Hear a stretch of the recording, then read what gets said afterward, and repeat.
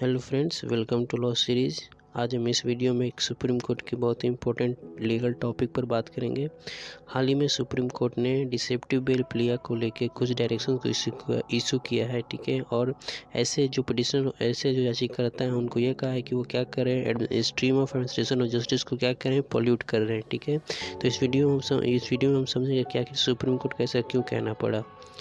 देखिए, on the issue of suppression of fact और information, ठीक है, जो भी इन्फॉर्मेशन और फैक्ट के सप्रेशन को लेके, ठीक है, इस मुद्दे को लेके सुप्रीम कोर्ट ने क्या किया कि एक गहरी चिंता जताई, ठीक है, पिटिशनर के इस व्यवहार पर।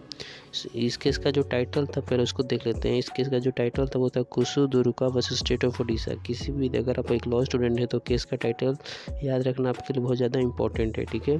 तो इस पर्टिकुलर केस टाइटल में सुप्रीम कोर्ट ने क्या किया कि कुछ गाइडलाइन को इशू किया है, जो कि क्या कहते हैं, जो कि डिसेप्टिव, जो भी मिसलीडिंग बेल एप्लीकेशन फाइल करते हैं उसको टैकल करने के लिए।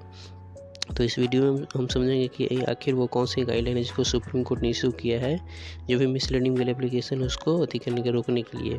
देखिए, पहले तो समझिए कि इस जो पर्टिकुलर केस में जो पिटिशनर थे, सुप्रीम कोर्ट ने उसके ऊपर कोस्ट को इम्पोज कर दिया है, ठीक है। ये जो पिटिशनर था वो क्या कर रहा था, बेल ग्रांट के लिए सुप्रीम कोर्ट आया था क्या जी करने के लिए, लेकिन ये जो बेल एप्लीकेशन थी, ठीक है, अपने बेल एप्लीकेशन में उसने कुछ फैक्ट को क्या किया था, सप्रेस किया था।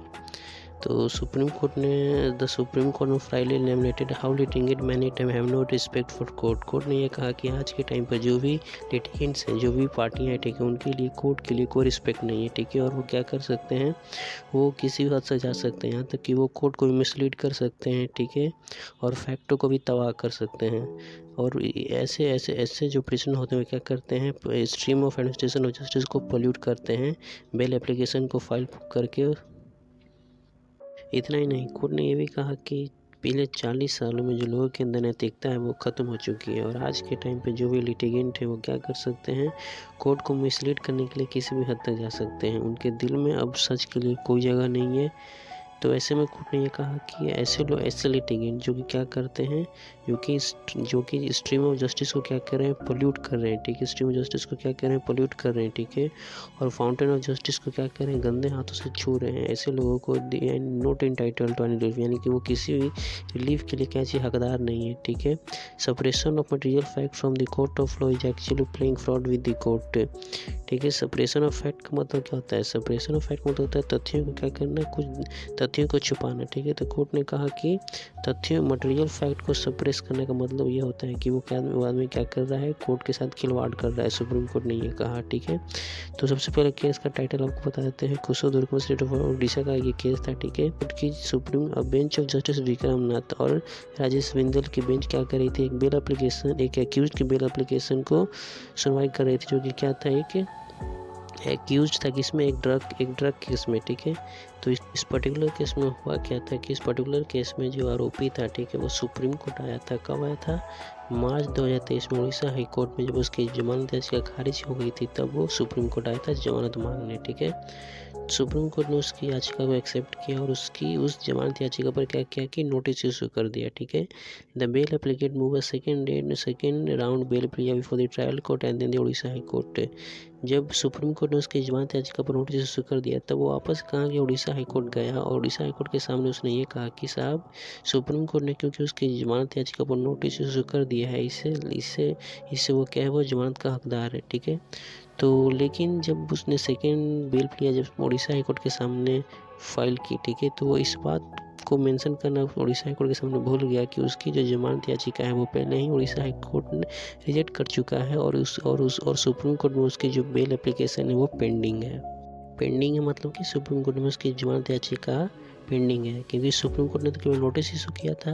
अब सुप्रीम कोर्ट ने नोटिस इशू किया, यानी कि वापस से सुप्रीम कोर्ट में उसकी जमानत पर सुनवाई होनी है, लेकिन इस दौरान वो कहाँ पहुँच जाता है, वापस उड़ीसा हाई कोर्ट पहुँच जाता है, और ये कहता है कि क्योंकि सुप्रीम कोर्ट ने उसकी जमानत याचिका को एक्सेप्ट कर लिया और उस पर नोटिस इशू कर दिया, इससे एक्यूज जो है वो बेल का हकदार है।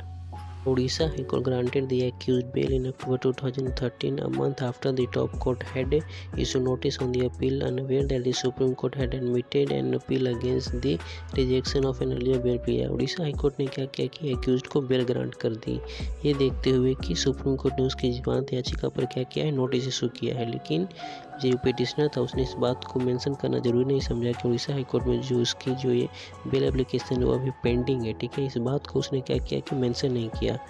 On November 11, 2023, the accused told the Supreme Court that he had been granted bail by the Odisha High Court, ठीक है। तो जब मामला वापस सुप्रीम कोर्ट में जब गया, ठीक है, क्योंकि सुप्रीम कोर्ट उसने एप्लीकेशन फाइल की थी, ठीक है। जब वापस मामला सुप्रीम कोर्ट में गया तो जब सुप्रीम कोर्ट में इसकी सुनवाई शुरू हुई तब एक्यूज ने कहा कि उसको उड़ीसा हाई कोर्ट से बेल जो जमानत है वो मिल चुकी है, ठीक है।